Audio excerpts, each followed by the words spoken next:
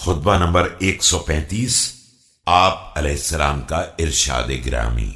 جب آپ علیہ السلام کے اور عثمان رضی اللہ تعالی عنہ کے درمیان اختلاف پیدا ہوا اور مغیرہ ابن اخنس نے عثمان رضی اللہ تعالی عنہ سے کہا کہ میں ان کا کام تمام کر سکتا ہوں، تو آپ علیہ السلام نے فرمایا بسم اللہ الرحمن الرحیم،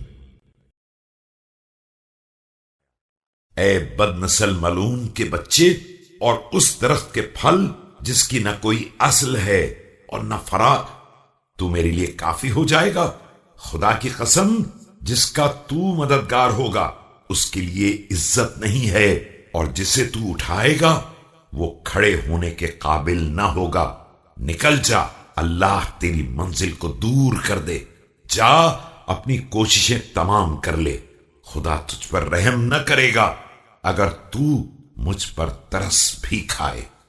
A son of the accursed and issueless, and of a tree which has neither root nor branch. Will you deal with me? By Allah, Allah will not grant victory to him whom you support.